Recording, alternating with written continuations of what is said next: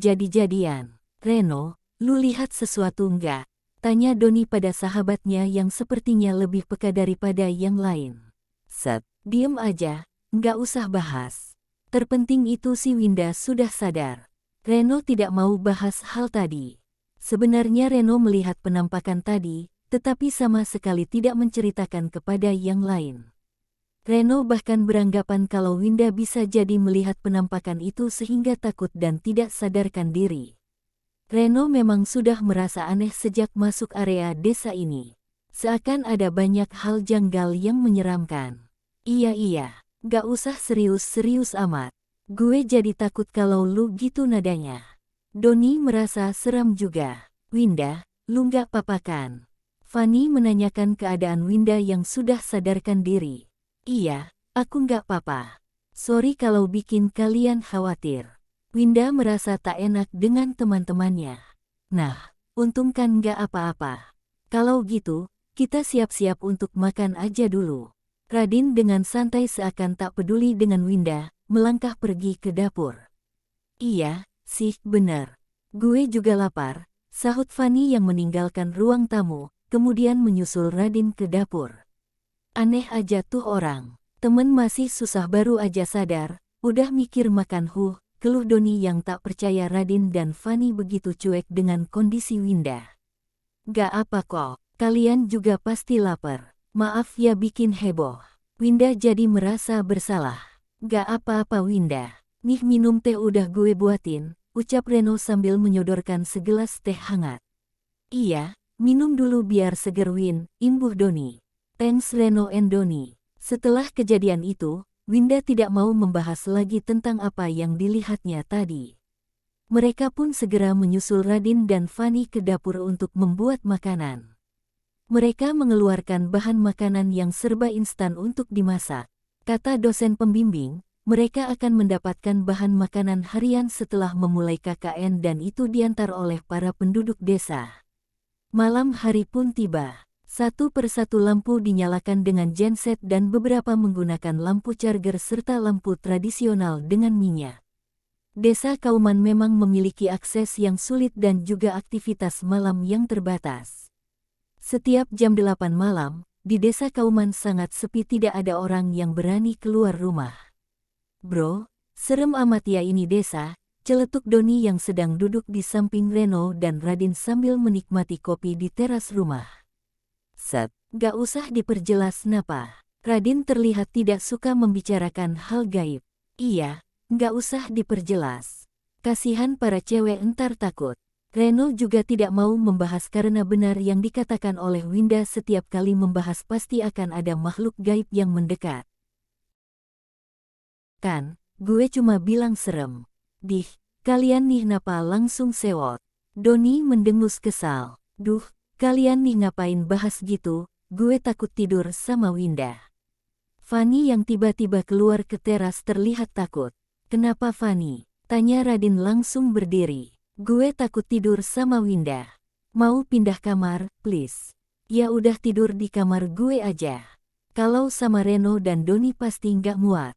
Radin langsung mencari kesempatan dalam kesempitan. Ngawur lu, jangan aneh-aneh di sini, entar ada yang marah. Reno memperingati karena tahu otak Radin sudah berpikir hal mesum dengan mengajak Fanny tidur satu kamar. Lah ngapa? Fanny juga gebetan gue. Lu kalau mau, tuh ajak Winda tidur bareng lu pada. Radin menyebalkan sekali langsung sewot. Dah biarin aja Reno. Lu nggak apal aja sifat tuh orang. Doni sudah tahu Radin mengajak Fanny di desa terpencil untuk KKN adalah niat tersembunyi untuk bisa bermesraan. Radin, gue tidur kamar lu ya. Fanny terlihat pucat mungkin karena ketakutan. Iya ayo gue temenin sampai lu tidur. Radin bagai kucing diberi ikan segar, langsung bergegas berdiri dan masuk rumah. Gue nggak ikut-ikutan kalau ada apa-apa sama mereka, ujar Reno yang kesal. Udah biarin aja. Bro, kasihan Winda kalau ditinggal di kamar sendirian padahal dia baru aja shock. Iya sih, entar kita tengok aja kondisinya gimana. Tapi entar aja maleman sama cek udah tidur belum. Gue masih kesel sama Radin tuh otak mengsle. Iya Reno, Gue juga kesel sama Radin yang otaknya isi cuma selangkangan. Emang lu nggak? Reno menyindir Doni. Gue masih mending lah. Udah agak insyaf ini hahaha. Doni dan Reno masih berbincang-bincang di teras sambil menghabiskan kopi di gelas masing-masing. Sedangkan Radin sudah di dalam kamar dengan Fanny. Pikiran pria itu langsung menjurus ke hal kotor karena sudah sabar sejak kemarin belum menyentuh Fanny. Kesempatan di daerah pelosok dan tidak ada yang mengatur ini itu membuat Radin semakin menginginkan Fanny. Sayang tidur Gih. Radin berbaring di samping Fanny. Belum ngantuk Radin. Terus gimana dong biar ngantuk? Dibikin puas ampe lemes biar ngantuk. Beneran mau? Oke kalau gitu. Celetuk Radin yang langsung menggerayangi tubuh Fanny. Tubuh Fanny terasa dingin dan wajahnya pucat. Radin tidak bertanya sama sekali karena terpenting malam ini bisa belah duriannya Fanny. Radin sudah sangat bernafsu menciumi bibir, wajah, telinga, leher, hingga membuka pakaian Fanny yang memperlihatkan dada menantang. Radin langsung saja melumat payudara itu dengan rakus. Sambil menjilati pucuk payudara gadis yang menjadi idaman di universitas tersebut. Kenyal banget, empuk, enak, pantes aja banyak yang jelas sama gue bisa deket lu sayang. Radin langsung membuka kaosnya dan melepaskan pakaian Fanny satu persatu. Suka? Fanny bertanya dengan nada datar. Suka banget, entar gue belum selesai pemanasan. Radin langsung mengecup tubuh Fanny perlahan dari atas, kemudian ke bawah. Pria itu sudah dikuasai hawa nafsu sehingga tidak peka dengan pertanda aneh. Mulai dari wajah Fanny yang pucat, tubuh gadis itu yang dingin, lalu aroma semerbak wangi bunga yang tercium hanya bagai angin lalu untuk Radin yang semakin tergoda menyalurkan hasrat. Herannya saat Radin memegang pusaka di bagian bawah tubuhnya, kenapa tidak terangsang dan tegang. Masih lembek dan loyo, padahal Radin sudah ingin eksekusi Fanny. Kenapa? Tanya Fanny kembali dengan nada datar. Bentar sayang, ini kenapa tumben gak langsung on? Biasanya lihat lu aja udah pingin. Radin memegang burungnya dan mencoba membangunkan, tetapi tidak bisa. Fanny pun berdiri, turun dari ranjang. Meminta Radin duduk di tepi ranjang. Radin pun menuruti perkataan Fanny. Mau dioral? Ya, Radin bertanya sambil tersenyum senang membayangkan kenikmatan yang terpikirkan. Fanny menganggukkan kepalanya dan kemudian membuka celana Radin sambil berlutut. Fanny terlihat begitu aneh bagi Radin, tetapi pria itu mengabaikan karena saat burungnya dipegang tangan dingin Fanny, rasanya begitu berbeda, nikmat. Tok tok tok, suara ketukan pintu sangat keras membuat Radin terkejut dan kesal. Radin, keluar cepetan. Radin, Reno berteriak memanggil Radin. Apa sih lu bangsat, ganggu gue aja. Radin sewot dan marah. Buka, cepetan keluar. Lu nggak sama Fanny kan di dalam? Pertanyaan dari Reno membuat Radin makin kesal. Mungkin mereka protes karena tahu Radin akan mantap-mantap dengan Fanny. Radin pun meminta Fanny cepat mengoral agar bisa tancap gas. Tapi saat melihat Fanny di bawah Radin ternyata setan mesum. Radin terkejut saat melihat Fanny yang berada di tengah pangkal paha sedang menikmati batang panjang yang terlihat sudah tegak dan padat. Fanny, hihihihihi. Suara tawa melengking panjang terdengar nyaring bersamaan dengan wujud Fanny yang berubah menjadi sosok mengerikan dengan lidah panjang dan mata bulat seakan mau mencolot dari rongganya. Sontak saja Radin berteriak dan langsung lari ngibrit dari dalam kamar bak orang kesetanan. Setaan. Radin langsung membuka pintu meski hampir terjatuh karena posisi celana masih terbuka dan berada di bawah, tepat pergelangan kaki. Belum sempat Radin menarik celana untuk dikenakan kembali. Saat pintu terbuka, Reno dan Doni juga teriak. Bukan karena melihat penampakan, melainkan karena batang milik Radin masih gondal-gandul tanpa menggunakan celana dengan benar. Winda dan Fanny yang ada di belakang Reno dan Doni segera menutup mata. Radin tak sadarkan diri segera dan terjatuh ke depan, menimpa tubuh Doni.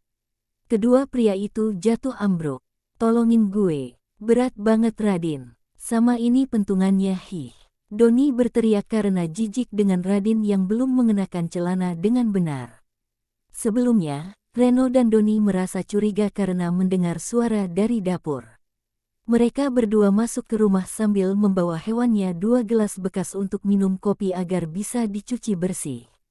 Saat masuk ke dalam rumah mereka juga sudah mengunci pintu utama.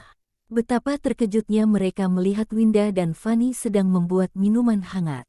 "Loh, Van, lu bukannya ama Radin?" tanya Doni yang bingung. "Hah, gue dari tadi nemeni Winda. Tadi dia pingsan, ngapain gue malah pergi ninggalin?" jawab Fanny dengan santai. "Loh, berarti yang tadi sama Radin siapa dong? Reno nggak beres nih." "Iya, ayo kita ke kamar Radin. Reno punya firasat buruk. Kalian ngomong apaan sih? Gak paham gue." Fanny mengikuti bersama Winda di belakang Reno dan Doni dengan bertanya-tanya. Ternyata benar, Fanny yang di kamar Radin adalah makhluk jadi-jadian. Fanny yang asli tetap bersama Winda. Radin ketakutan mengetahui hal itu. Memang setan suka sama setan. Nafsu Radin justru jadi celah setan mengubah wujud dan menikmati maksiat bersama. 2 jam kemudian, gimana nih? Kasihan juga si Radin kalau gini. Fanny jadi bingung karena Radin belum juga sadarkan diri. Dah biarin aja. Paling dia lanjut tidur. Udah jam segini juga mau minta tolong sama siapa? Gak ada yang nolong tahu. Doni sewot karena menganggap Radin pantas mendapatkan hukuman seperti itu, malah justru bertemu dengan makhluk gaib karena berniat buruk selama KKN. Jangan gitu dong, kasihan nih. Fanny masih bingung dan tak tega dengan Radin. Kita doain aja biar dia cepet sadar. Udah, cuma bisa gitu doang. Makanya yang lain mikir-mikir lagi kalau mau berbuat sesuatu. Kita ini di tempat orang. Di desa orang apalagi terpencil seperti ini memang harus lebih hormat. Reno sudah merasakan hal buruk akan terjadi. Sementara itu, Sekar mengamati Reno dari balik jendela.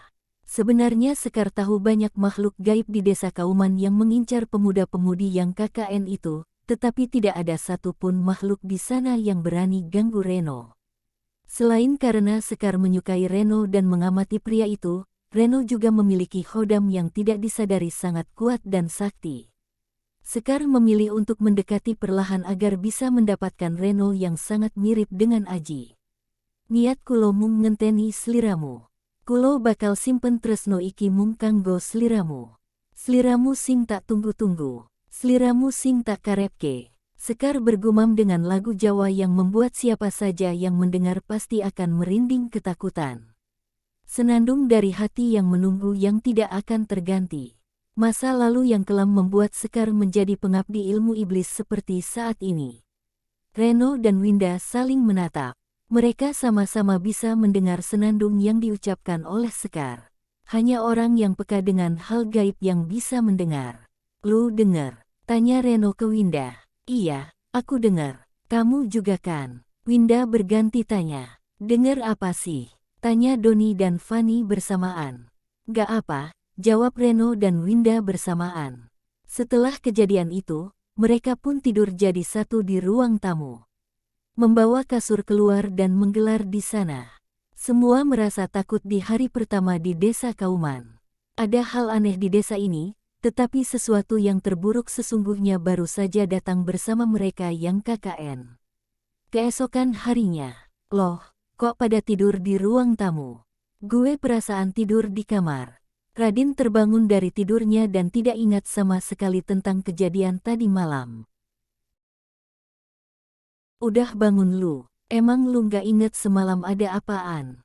Doni mengusap matanya dengan tangan sambil menguap. Berasa heran karena Radin sama sekali tidak mengingat apa yang terjadi tadi malam. "Emang ada apa?" Radin bingung. Reno pun menatap teman-teman seakan memberikan isyarat untuk tidak memberitahu apa yang terjadi tadi malam. Doni, Fanny, dan Winda menganggukkan kepalanya tanda paham. "Udah, ayo siap-siap mandi, terus makan. Kita harus ke tengah desa bertemu dengan semua warga untuk memulai KKN." Reno pun meminta semua untuk bersiap-siap. Tanpa basa-basi mereka pun segera membereskan ruang tamu dan bergegas mandi. keadaan pagi hari sangat berbeda dengan malam hari yang mencekam. Setelah selesai bergantian mandi dan juga bersih sambil membawa semua perlengkapan untuk memulai KKN, mereka berlima pun berjalan menuju ke lapangan desa. Jarak tempuh sekitar 20 menit dengan berjalan kaki. Mereka semua belum sarapan dan hanya minum susu saja. Lapar gue, belum makan udah jalan jauh pula. Fanny mengeluh karena tidak terbiasa hidup susah.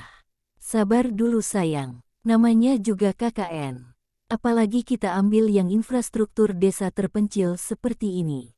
Radin pun merangkul Fanny, Reno, Doni, dan Winda berjalan di depan sedangkan Radin dan Fanny berjalan di belakang. Mereka hanya berjarak 2 meter saja karena Fanny sedikit lebih lamban berjalan.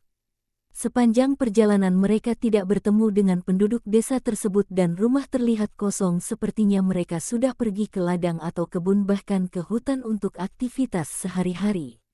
Selamat datang para mahasiswa dan mahasiswi peserta KKN. Bagaimana malam kalian di desa ini? Jadi, hari ini kita akan keliling sambil mengenalkan kalian ke semua penduduk serta melihat keseharian mereka. Kalian juga bersama bidan sekar kelilingnya ditemani Pak Muhyat dan aku ini sebagai kepala keamanan bernama Pak Ujang. Pria tua dengan pakaian satpam desa berwarna hijau menyambut Reno dan kawan-kawan. Sekar sudah di sana berbicara dengan Pak Muhyat dengan akrab. Saat Reno datang, pandangan Sekar tertuju langsung pada Reno. Sedangkan Radin menatap Sekar karena terpesona dengan kecantikan dari Sekar. Fanny langsung merangkul tangan Radin dan berbisik, nanti malam gue mau ngomong penting. Jadi, lu jangan jelalatan mulu. Iya, gue nggak jelalatan kok, cuma lihat aja. Hehehe. Terima kasih sambutan dan perhatiannya, Pak Ujang dan Pak Muhyat. Aku mewakili teman-teman akan berusaha yang terbaik untuk menyelesaikan KKN ini. Terima kasih juga, Mas Reno. Mari kita mulai keliling. Ajak Pak Ujang memulai acara hari ini dengan keliling desa, berjalan melihat aktivitas warga di sana.